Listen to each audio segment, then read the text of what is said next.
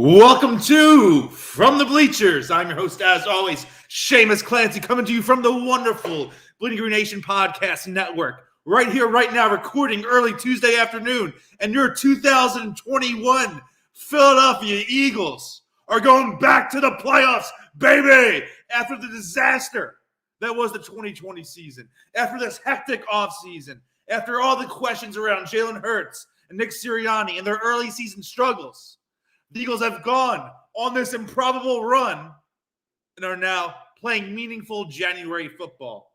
They played so well, they clinched a playoff spot before the last week of the season. Imagine saying that before the year. Yeah, I predicted them to go to the playoffs or win the division right before the Bleeding Green Nation website. We're on the From the Bleachers podcast here on the great BGN Radio Network. But I'm an optimist before the season. I'm that type of Eagles fan. I'm the type that's going to believe. Suspend my disbelief for as long as possible. Get me to December, get me to January. And this Eagles team did it. This is the strangest Eagles team I've seen in my 2+ decades as a fan. And the line between strange and weird and annoying and just makes you want to pull your hair out is a really fine line. Well, this team is endearing. They've endeared themselves to me. Nick Sirianni's infamous flower planning speech now will be looked back on as this thing that changed the entire trajectory of this Eagles season and perhaps change the trajectory of this Eagles franchise for the next handful of years. I can't believe it. This is awesome. This is really awesome. We deserve it. Anyone who listens to this podcast, anyone who loves the Eagles deserves this playoff run. They're playing bully ball, smash mouth football. All the boomers wanted Nick Sirianni to run the ball, and guess what? They were right, and Sirianni listened. Rushing for 200-plus yards a game, got the best offensive line in the NFL, got a future superstar receiver, Devontae Smith, Josh Sweat's coming along, Dallas Goedert's a monster, and I got a handful of plays every game where Jalen Hurts' dynamic play is on display, and it blows our minds. And you still have some people out there, I know this is what I'm talking about right now, is a vocal minority. But on Twitter, you see people going at it with some of the beat writers in the city saying, oh, this team didn't beat any good teams. They didn't beat anyone with a winning record, a good quarterback. What did you want the Eagles to do? Line up on Sunday and say, hey, guys, you suck. How about we get a good team in here? Let's play the Chiefs for the second time this season. How come those wins don't count, but all the losses against the great quarterbacks in this league, your Prescotts, Mahomes, Herberts, those are fine losses, even though the Eagles hung tough in some of them. Not the Cowboys game. Chargers game, yeah. See, that's what you want from this team. And they're not an uber-talented bunch. But what I want from an Eagles team is to beat the teams that you're better in, which they've done this year, except that one Giants game.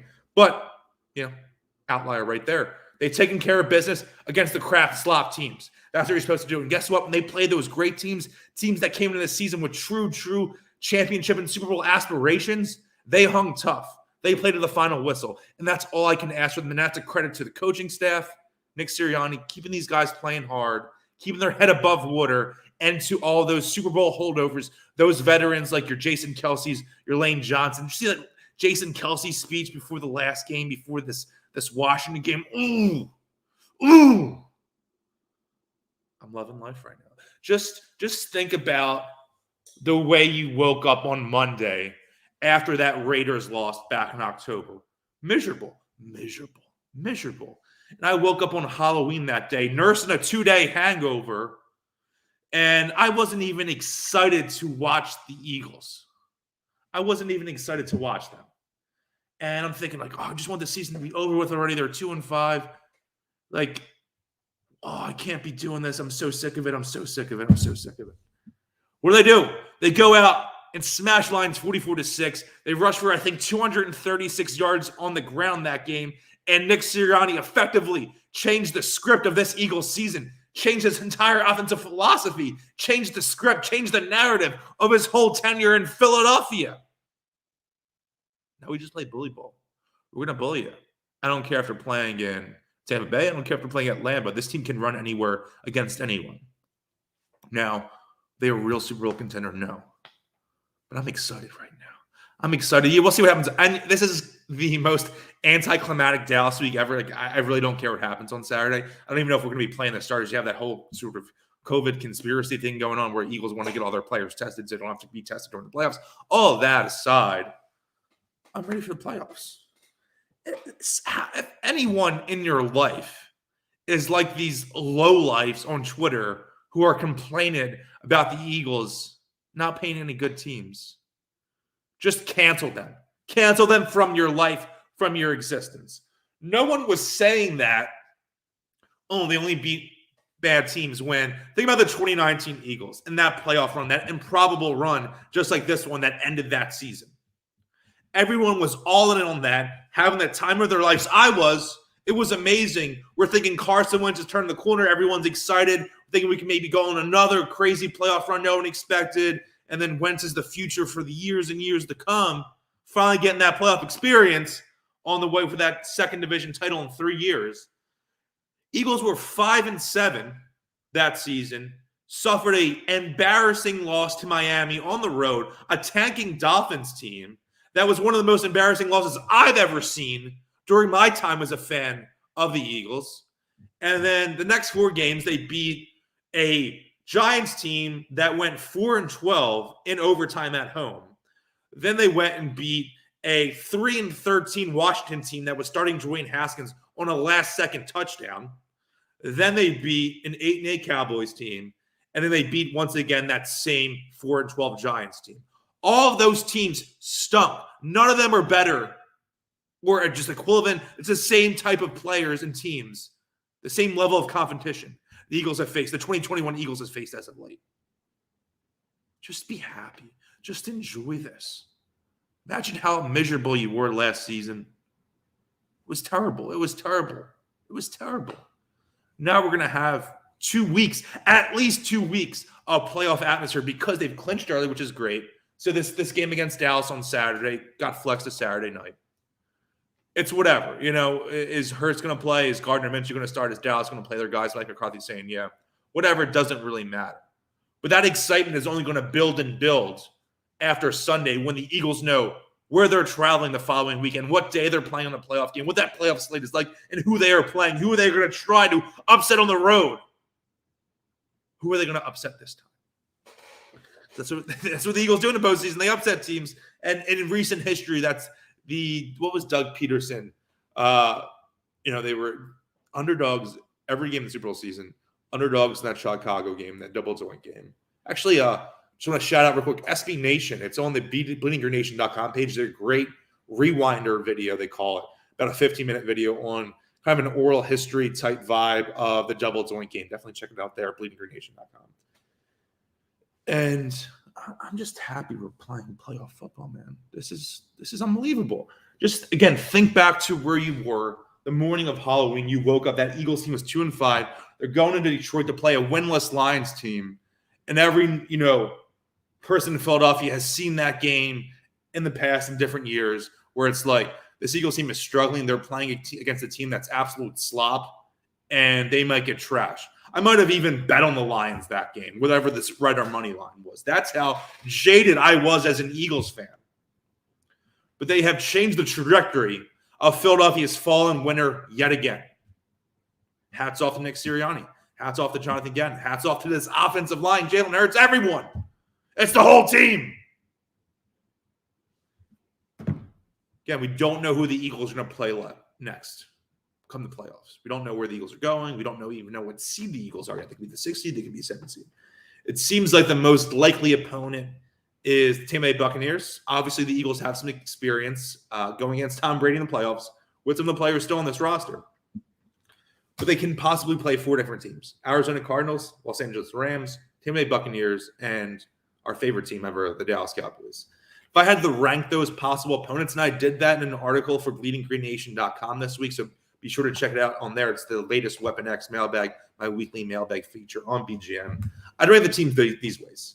Team I'd most like to play is the Arizona Cardinals. I think the Eagles probably have the coaching advantage in their favor with Nick Sirianni over Cliff Kingsbury.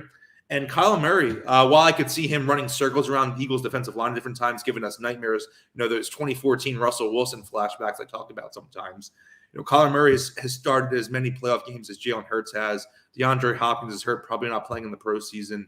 They do have Zach Ertz. That'd be a huge Zach Ertz revenge game and a nice storyline there going up leading to the game. But I think that team's beatable. That doesn't strike me as a stadium where it's impossible to win because of the crowd. This isn't Lambeau Field or something like that. Yes, the Eagles have had postseason losses in Arizona before.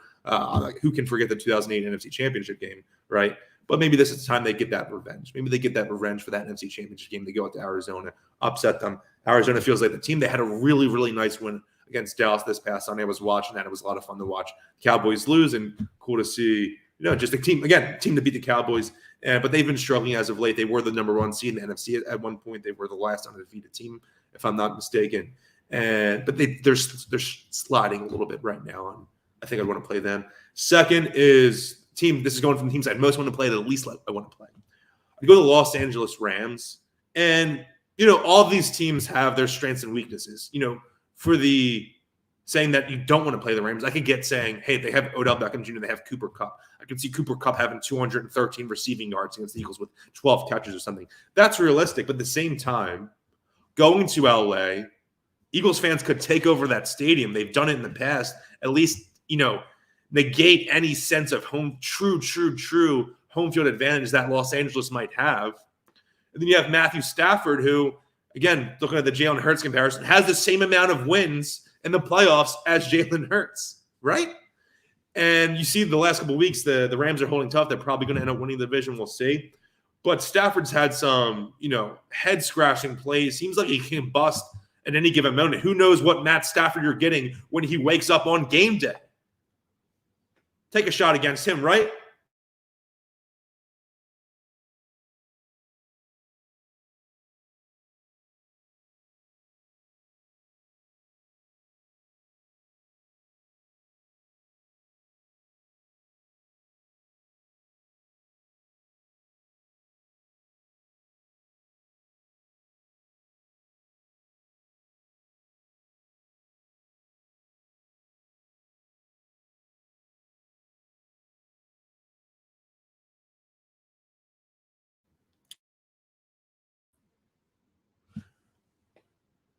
I could see someone saying, hey, it's Tom Brady. Obviously, no one wants to play him.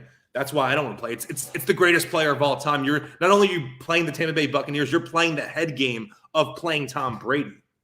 But I do see the other side of it. Antonio Brown has this giant blow up on Sunday, something I've never seen a guy just leave in the middle of the game like that before. And I really don't know what's going on with him. I can't speak to it. I know we have a lot of people out there on Twitter who want to claim they know what's going on with him. I'm going to stay away from that.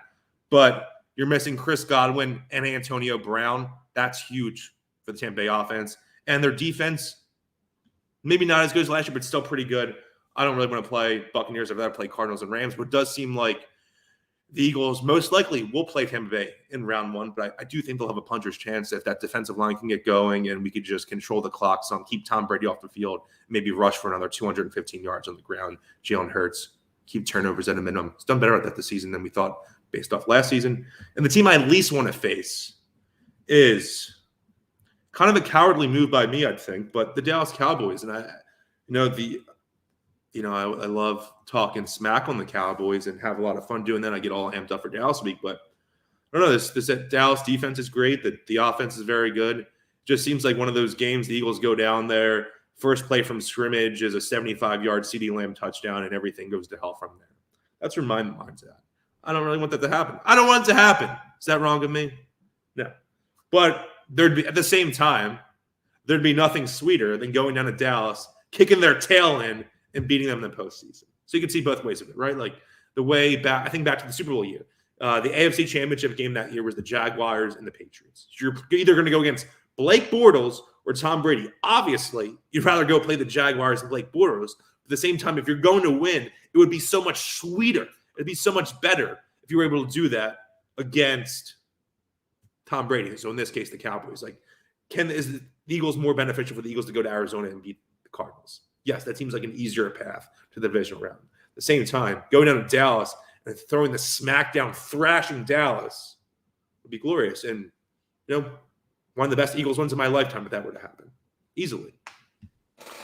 That's it for me today. Little quick roundup, getting that energy out. I wanted to record something early in the week. I am getting my booster shot today, so I don't know if that's going to knock me out. Late Wednesday night, Zoe and I will be recording a new episode of Odds and End Zones, and potentially, depending on how I'm feeling, maybe do another 15-minute show come Thursday or Friday, just to spice things up. I know we have a Saturday game, the schedule a little off, and the energy is a little bit different for Saturday since the Eagles kind of a meaningless game. They're probably going to be resting people, stuff like that.